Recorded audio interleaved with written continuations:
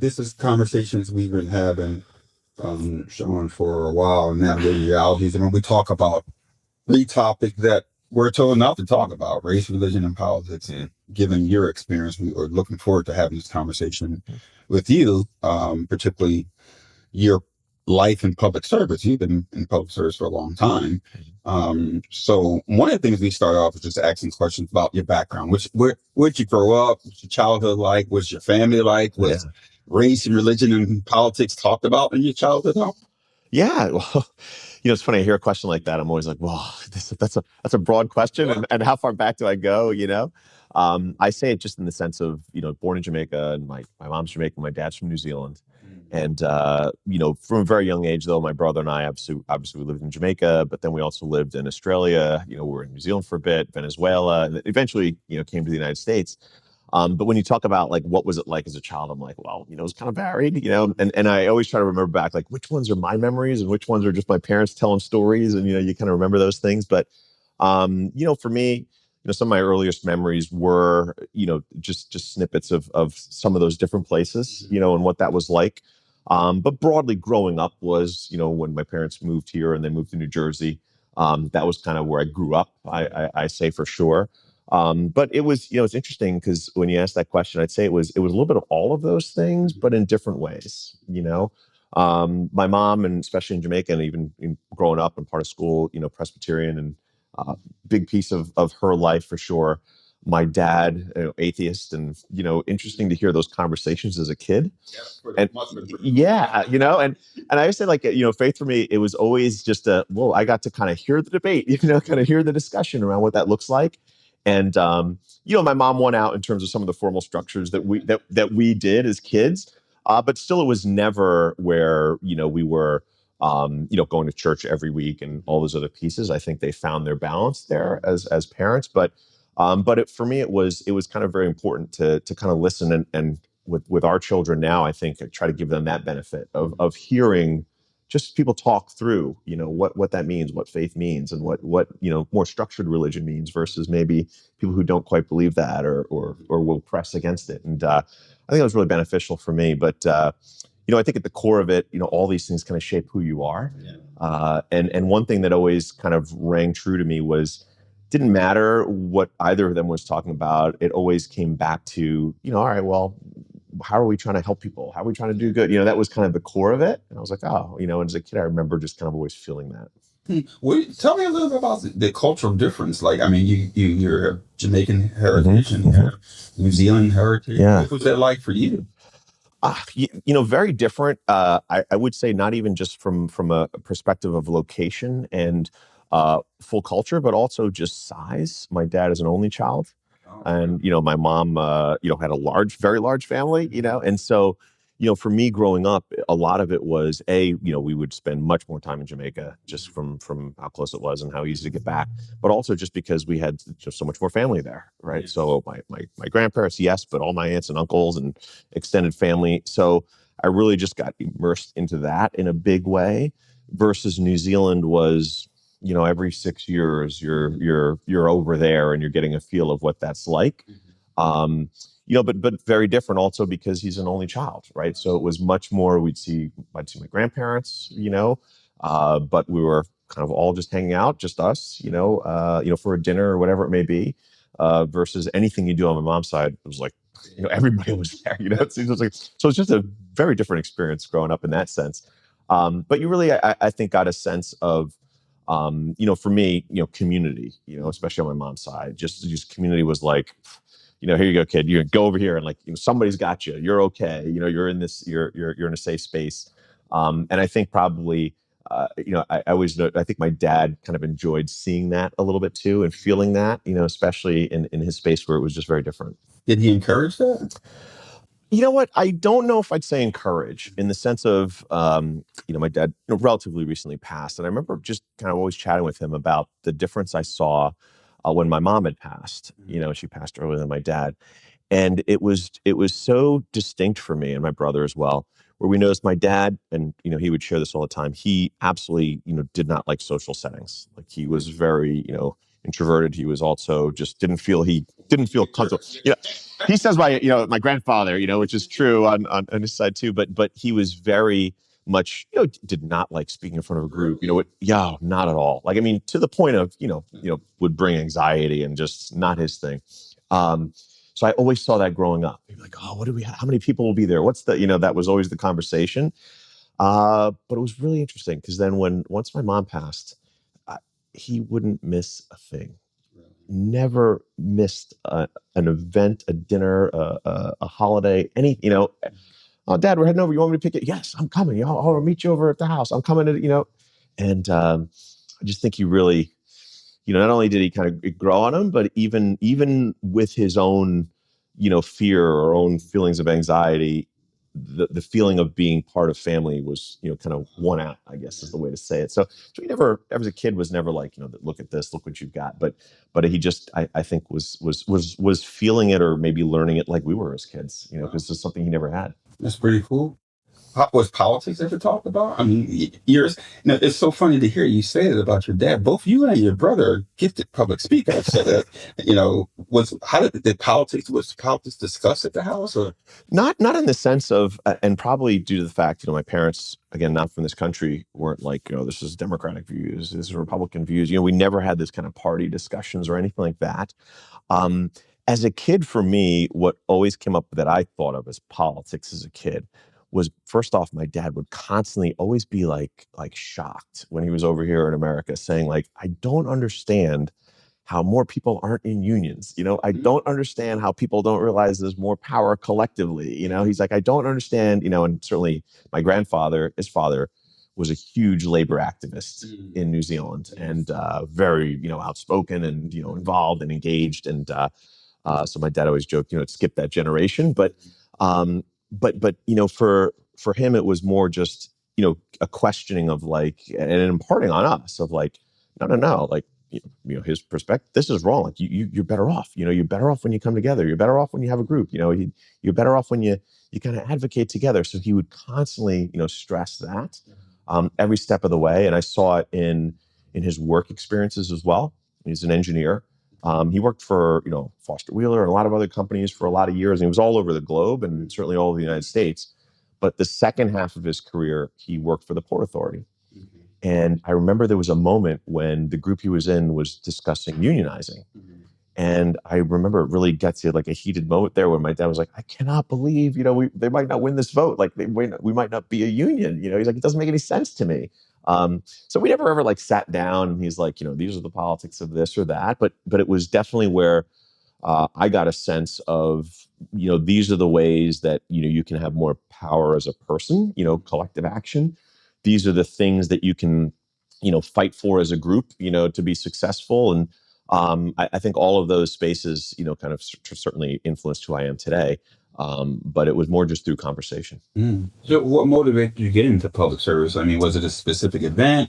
Was it a life-changing event? Like, how did you get like into public service? You know what? I'd say I would say this. I mean, my mom being a teacher in Jamaica, math teacher, was a big reason why we're here for the great schools in New Jersey. But the other big influence as well, besides my parents, was my coach in college. I'm a hockey guy, which is another interesting story how we got into that. Yeah, that's another one.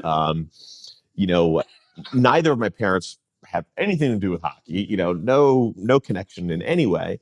That one started with us being driving around, my brother, my dad, and I, on a really hot day. We were driving around in Morristown, and probably back then didn't have air conditioning in the car or whatever it was. It was a base model, whatever. And we were driving past a hockey rink, and my dad saw a big sign, and it said "free skating." And my dad looked at it and said, okay, A, it's free skating, and B, it's going to be cold in there because it's a hockey rink. He's like, let's go. And, I'd always joke with him. I said, Dad, that was the most expensive free skating you ever did, because we both got into it, and my dad as well, and took off, and we became big hockey players. But my coach in college was also a high school science teacher. And I just always remembered, you spend a lot of time, a lot of time together in college, certainly with your coach, and you look up to someone there like that. And I would just always hear him telling stories. He'd be like, "Oh yeah, this is what the kids were like today. And this is what we did, and this is the interactions that I had." And I'd always be listening. I'm like, "Oh, that sounds kind of fun." Like, he'd tell the next story. I'm like, "Wow, that was great." And years of hearing that, I think really in me was said, "Oh, that sounds like it's fun. That sounds like it's fun, exciting, and I see how much joy you're getting from helping his students in that case." And for me, I said, I think that might be something for me. And of course, here I am as a high school science teacher. Exactly what he is. Years later, but I think that's how I got. That's why I wanted to do it. I think it was the understanding of obviously how important it was to my mom, but also then seeing it and living it firsthand with my coach, that I became a teacher as well. And from there, you realize how much fun that is, and you're teaching kids each and every day. But I'd say in relation to even kind of stepping into some of those other roles, it's the reason why, right? It was literally sitting in class going, wait a minute, why don't I have more of a say in what I get to dissect in class every year? Like, who's making these decisions? I should be the one. And got more involved in the union side. And, it was the first kind of put to practice what my dad would say of like, got to be in a union and everything else. But I got involved in it, as opposed to being part of one. I got to say, hey, wait a minute, can I help with something? Or how do I get to go talk to the principal and all these things? And so I got involved in that sense, and really through that opportunity, really got to know a lot of the other political world, right? Meaning, you get to know your mayor, you get to know your council people, you get to know county government, and so on and so forth. So really got involved in Passaic County, especially in the politics there. And then extension of that, I remember one day literally being like, wow, I'm really so involved, where I work. I should be more involved where I live, and, really just took the time to start talking to neighbors and, talking to those around me saying, hey, what are your concerns? What are you seeing? What do you like about what's going on? What are some things you'd like to see change? Did that for a while. And then literally one day driving home, I said, you know what? I think I might run for council. And I stopped at Staples on the way home, picked up some cards, printed out some of the things I thought that were important that I'd been hearing about, called the current councilman at the time and said, hey, would you like to get together for a coffee? And he said, absolutely not. He says, but I'll meet you at the library for tea. I said, fair, okay. So I researched, I brought a whole bunch of tea over to the up to the library, and he's like, I got like 20 minutes. Of course, we end up hanging out for like 2-3 hours, right? Just talking all about it, and him, conveying. And he says, you know what? He says, I kind of like you. I'm not sure I'm going to keep run again, but I'd be interested in maybe helping you out. And I thought, thank you so much. I wasn't there for permission or anything like that, but I was really appreciative of him being able to have a conversation with me like that. And sure enough, I ended up running, and probably to people's surprise, as a newbie candidate, in a 3-way race, was successful against some big name people in town, won, and then was reelected, and then as mayor, and kind of went from there. So, that's kind of how I realized the bridge of like, voice is important, making sure we have a say in decision making, seeing how structures work, getting to be right next to that, as it were, for many years, and then moving from just that space of being a solid advocate to being somebody who's in elected office themselves. Listen, I'm hearing, a lot of, I think, what helped shape your political philosophy, but I'm not quite sure if I'm, you have to answer that question. What helped shape your political philosophy?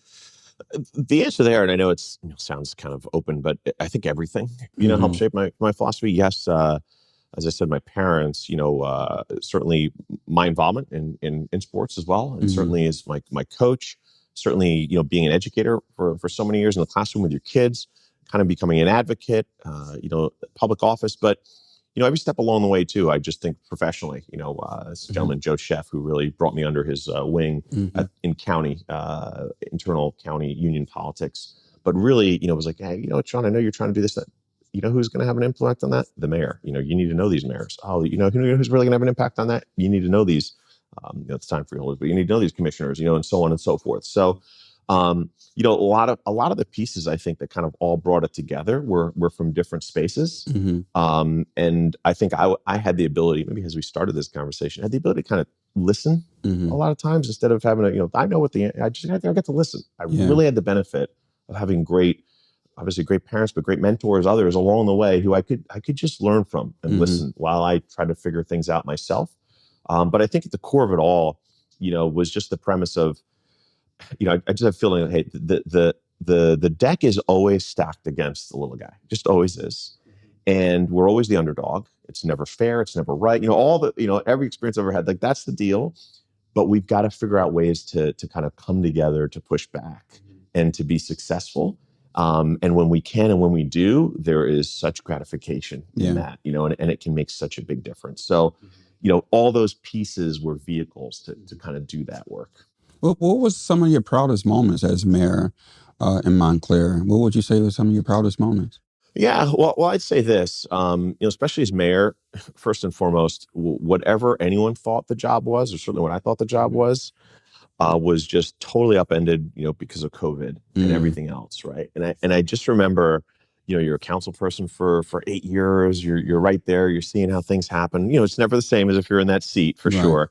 But then to step in and COVID to hit, it was really just, I think for probably any mayor or anyone else who was in a position at that time, it was a lot.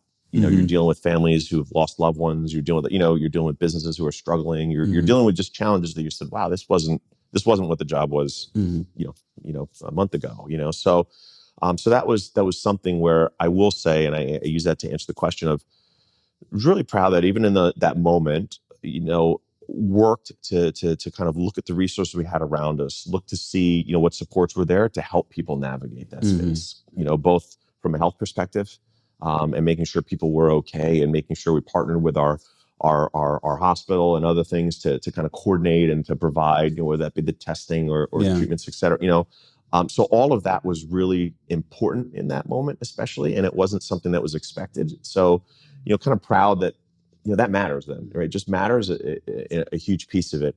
But along lines, I think there's so many things that gave me experiences where I say they were so varied, but they showed to me how important things can be.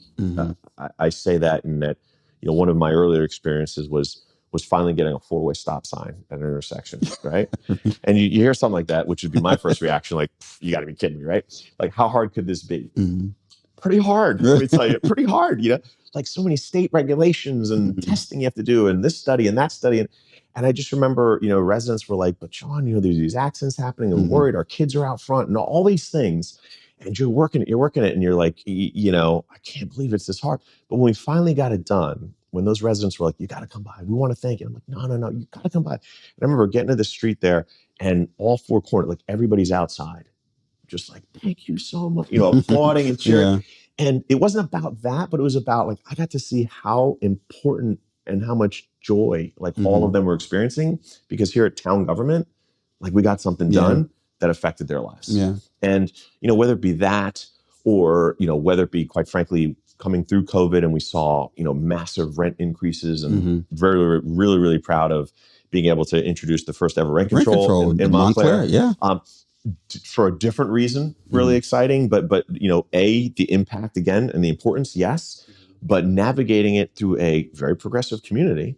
But all those same spaces, when I'd been at all these folks' houses who were having fundraisers for Biden at the time or whoever else, but all of a sudden when it was time for rent control, oh, no, that's our building. Like, no, we don't need that here. And so it was navigating that politically, engaging the community, building the support.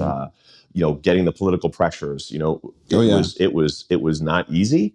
So for other reasons, that was also, there were lawsuits lawsuits. Yeah. I mean, there was, every effort made to not let that happen, so, but then to be successful there, really, really rewarding to say, look at the difference we made for so many residents who are now going to be able to afford to stay in Montclair, and not get, have such a burden, for renting. Sean, it's interesting because, whether folks notice or not, Montclair is a very diverse city. And so fighting for rent control, looking at New Jersey as a diverse state. Now, you're on a statewide level in terms of the teachers union, but you also throw your hat in the ring to run for governor. So what was the impetus of that? I mean, you've had the experience as a mayor, run one of the largest unions in the state. So what made you? What was your thinking around running, throwing your hat in this in this politically charged Yeah, state? well, politics, Ella, it's just so easy. It's no sharp elbows. So why Mm-hmm. not? No, but seriously, it was. I think for me, really recognizing that this truly is our chance to do something a little bit differently. Mm-hmm. Like I am not naive to the situation that we usually find ourselves in.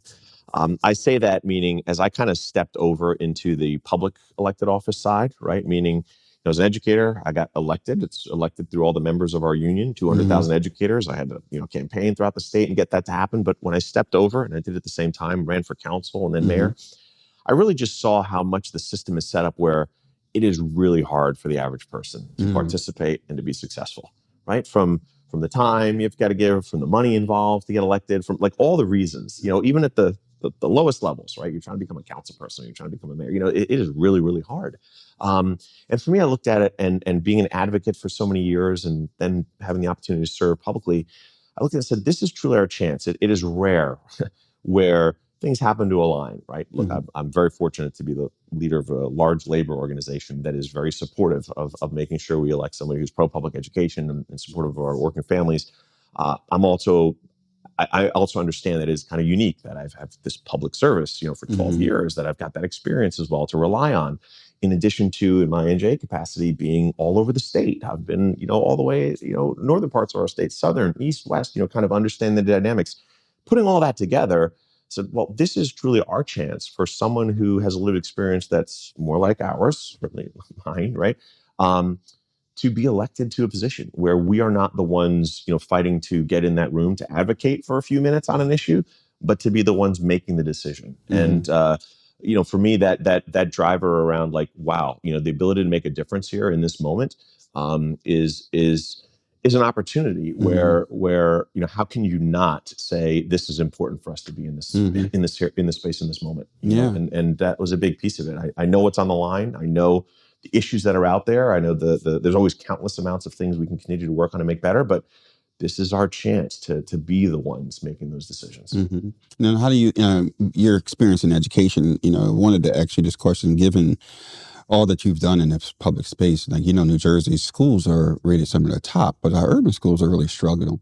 Like, what do you think about that aspect of New Jersey's education? I think about it's not just a question of education. I think Mm-hmm. it's a question of everything when we're having those conversations. I think that's one of the criticisms that we've gotten, even on the NJs. We really center and focus on being a justice-centered union. There's plenty of folks out there who says, hey, stay in your lane. Mm-hmm. You should be talking about reading and writing and, why are you worried about, housing over here? Why are you worried about jobs? Why are you talking about the minimum wage? All these other things. And for me, as a leader of the organization, have always said, no, this is literally about the success of our students, right? Mm-hmm. All of these conversations, it's about the success of our students and certainly our state and our communities and otherwise, right? Right. But you can't have one conversation without the other. So when you ask that question, you say, which I'll be the first to say as well, we've got best schools in the nation. Mm-hmm. Do we have the equity everywhere? Do we have the opportunity? Not the same, right? Right. Not the same, right? And a lot of that is because, well, look at the opportunities in each of our communities. Look at the supports that are Mm-hmm. provided to each of our communities. Look at the burdens that are put on communities versus other communities, right? You look at all of that. It's important conversations that we need to have, because it could be, you want to talk about environmental impact, Mm-hmm. right? And you say, well, look, Sean, why isn't this school doing as well as the other one? Well, let's look at attendance, right? Mm-hmm. Let's look at how many students are out. But why is that? Well, maybe they're suffering from higher rates of asthma. Maybe they've got other health indicators. Why? Because take a look at the community. Take a look at where all of our incinerators are placed. Take a look Right. at all the other things that we know Mm-hmm. that maybe people don't at first thought like equate to success of a student or thrive. The ability for a community to thrive. All of those things are related. So for me, I think it's important that when we have these conversations, they're connected, Mm-hmm. and we say that we've got to address all of them if we Yeah. want to have success in any of them. And that's, I think, a role that we have, an opportunity to have as the NJA, but certainly that I hope to have as governor. Yeah, how do you do that in this politicized climate right now? Like, how do you navigate that? And what do you think, New Jersey's future in terms of, moving forward with a state that's one of the most diverse states in the nation, but also one of the most segregated, and have these polar opposites of political philosophy. So how do you navigate that? Yeah, I don't know exactly where we go on that. I'll be the first to say, right? I mean, this is, I mean, I'm the same as everyone else, right? You can throw on the TV at times and just be, overwhelmed Yeah. and just frustrated and worried, scared for our democracy, and certainly what it means for us working together as Americans, and all of those things. I think so many others do as well. I do think, though, that it all starts with having conversations and centering and grounding yourself on some of our common values. Mm-hmm. And I'm really fortunate and thankful that one of the spaces that I know we all start from a space of agreement on is, hey, you want the best for your kid. I know you do. Mm-hmm. I don't care what, I don't care what anything else you want. I want to talk to you about. You want the best for your kid. Right. And I want the best for my kid. It's also, we all want the best for our children. Oh, let's start with that. Right. And I remember from an educational space, we might be, even where I worked, might be politically different than where I was mayor, and all those pieces. But I always had great relationships because went in and said, I know at the core you believe in that. Right. And I believe in that. Let's start from there. And let's talk about beyond that, what we can do, and add a piece on that we're okay with, and add another piece on, and kind of get to a spot where we can be successful and move things forward. And I think I've seen that in my role at NJA, being all over the state. The values are there. There may be different ways people approach them or get to different goals or think about things, but and you have to know those nuances to get things done, no question.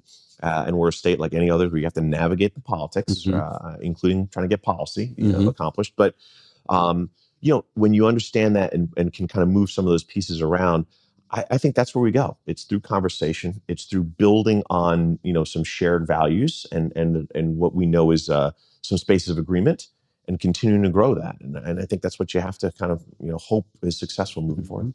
What role would you say government play in really dealing with social justice issues? Like what are your thoughts about that? A big role. I mean, huge role. I will say it's an interesting one for me, I guess front and center, because we were kind of talking about it a second ago too, when you talk about housing, right? And I just remember for years even having conversations with some of my elected officials, before I was in elected office at the time, and just having conversations around the amount of affordable housing we had, and where it was located, and all those other pieces. And I just remember having some conversations where I'm like, well, and you're careful how you say things or frame things to people, but I would have conversations and say, well, listen to me, does it seem right to you? Like we have a process where you cannot build your affordable housing and have another community do that and put it all in another community and not have to do it. Well, yeah, because this is what we're doing and we're giving this money. And there would always be like a rationale for it, an explanation. And at the end of the day, I think that's where we as a society have to kind of get into like, okay, no. That I get it. And I'm not calling you racist. I'm not saying those things, but the policies that we're continuing, or the pieces that we continue to fight for that maybe, have systemic racism kind of built in, are having an impact, right? They're having an impact right now. And we've got to change that. We've got to break that down. So when you ask, do municipalities have a role? Yeah, absolutely. There's a perfect example, housing, one of them, right? And we're having those fights right now. Yeah. We're in the middle of those things. So I think it's an opportunity, though, to hopefully, reset this around, guys. Like, this is our chance to also recognize that you talk to any single person and you say, do you need housing that's affordable? And every single, oh yeah, absolutely. My kid can't afford this. And then you just tweak it a little bit and say, well, how about some affordable housing? Whoa, I'm not sure we need affordable housing. I'm like, well, what do you mean? So, but I think reframing it around, hey folks, like, let's get to a place again where we realize that every single one of our communities needs to have housing. We need to have housing that people can afford to live in. We want to make sure our communities reflect the diversity we have in this state. It makes us stronger, right? Look at Montclair. I'm like, people love Montclair because of our rich diversity, right? We got to make sure we embrace that. We got to make sure we help that, right? So I think it's having those conversations around, hey, folks, don't look at this as something you need to be afraid of or worried about. You are actually saying the same thing, maybe in different ways. But we've got to get to a place where you kind of see that connection point, and let's find a way to kind of move forward in a way that's successful. So what would you say is the future of New Jersey if you were, be so fortunate to become governor? What would you say the future of New Jersey would be? Yeah. For me, it's being laser focused on understanding that New Jersey is a great place to live, right? It's a great place to live. It's got so many things that, again, start with those great schools. I say that with 2 young kids myself, but you start with that, wonderful communities to live in, things to take advantage of both in the, summertime, wintertime, it's just a wonderful place. But it's a hard place to afford, Mm-hmm. right? And I do say that from my lived experience of a dad being away for months at a time, trying to send money home just because it was expensive, and I do say that, when I represent educators and certainly, families in our communities, and you see how hard it is to kind of make ends meet, and people are making tough decisions each and every day.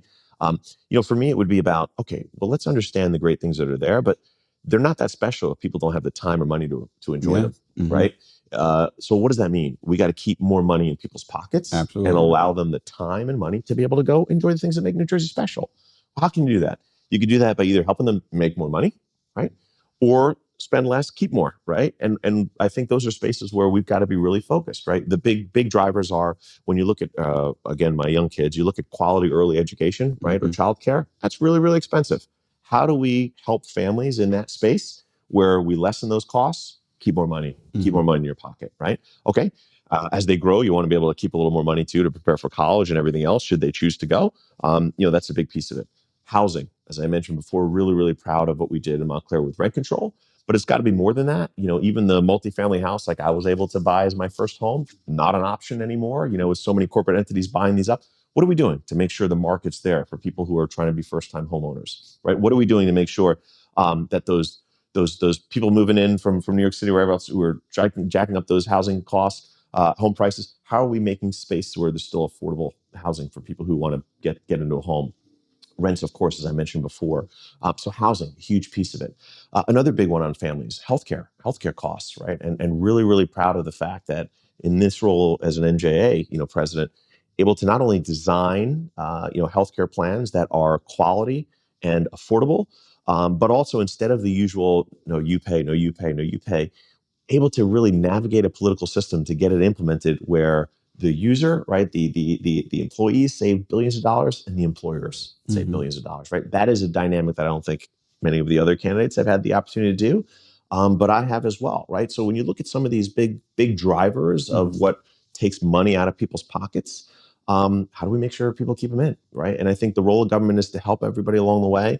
And it's funny because when I'm in spaces that maybe people don't think of as traditional, like education spaces. I'll speak to like a business association, right? And we'll be chatting, but I'll say, hey, no, listen, the same things that are driving up your costs, whether it's the red tape you want to call it, or the having to duplicate things because this system doesn't talk to us. It's the same thing we face in education when they dump more and more stuff on us. Nobody talks to us about it, slows us down, doesn't allow us to do our jobs well.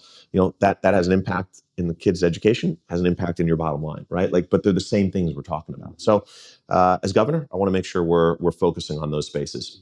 Make New Jersey more affordable for more folks and allow them to enjoy the wonderful things that make New Jersey so special. So it's so funny to me, to this whole conversation and looking at your career, you're the leader of one of the largest unions in the state. But early on, you talked about how much your dad talked about unions. Yeah. And do you find that curious that you're like that? Sometimes we don't think, and we always say our parents, I'm nothing like my dad. I'm not like my mom. My parents don't have an impact on me. Right. But here you are. Well, think about it. I'll add to that too. So my mom was a teacher. Mm-hmm. I'm a teacher. And my dad always talked about unions. And I'm the head of the largest union in the state, right? So it's not lost on me that those things kind of came together. I'm like, wow, that's pretty much, pretty much it right there. But yeah, I don't think it. Look, I'm very mindful. Like there are very few people who ever get to be the president of the NJEA, and I happen to be the one. Happen to be the first Black male ever president of NJEA. Happen to be, there's a lot of things you have to navigate. Yeah. There, we're not unlike, the state and nation writ large, right? In some of those dynamics. So I don't take it like, oh yeah, of course. Look, my dad was. No, it was. It took a lot to get to these spots, but. It's never lost on me, and certainly when, my dad got to see more of it, but, my dad would kind of see me in these roles, he'd be like, wow, you're doing what, you're doing a lot of what we kind of always talked about. The foundation that your parents set for you. Yeah, no question. I'm learning a lot about you, bro. That's it's pretty clear. It's pretty clear that the foundation that your parents set for you follow that, Speaking of that, if a young person today wanted to get into this space, what advice would you give them?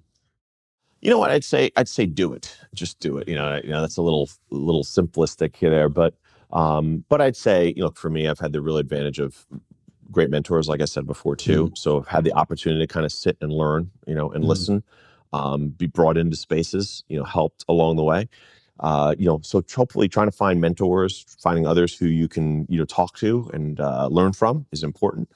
But I also think, kind of like that step of driving, home on past the Staples and just saying, yeah, I'm going to stop in and Do it. just go do it, because there's never like the right time. Yeah. It's never like, well, now's the moment. Like, no, but no, why not now? Why not right now? Like, why don't you go have that conversation you're thinking about having, or why not go down and see if there's an opening on that, library board or something else, and oftentimes you'll find there is, or there's an opportunity, and I think so for anyone who wants to get involved, I think just do it, go try, get involved. But I'd also kind of back that up with, please do it, to everyone else, because I think the bigger challenge we face is not, a young person saying, I want to be involved and, how do I do it? There's that disconnect between being involved and the impact on your life. Yeah. And trying to get more young folks to not to say understand, because it's not on them to understand, but to hopefully see a connection between being involved and being able to make a difference and change things. And hopefully we can keep moving people in that space. Well, final question we always ask our guests here on Navigating Realities. What is one of your favorite quotes and why? It's interesting you say that. I probably think of one that I remember I carried around with me, through college too. I think I still have it a while. But, Teddy Roosevelt's, comment, right? And it was actually, everybody talks about it as the man in the arena quote that he had, but it's really, I think, what is it? It's about the republic. It's about the supporting a republic, or I believe was the official title or something like that. And I just remember for me, hearing it, and it just meant like you got to be in the game. Like you got to be in the game. It's like so important for all of us. Like this is a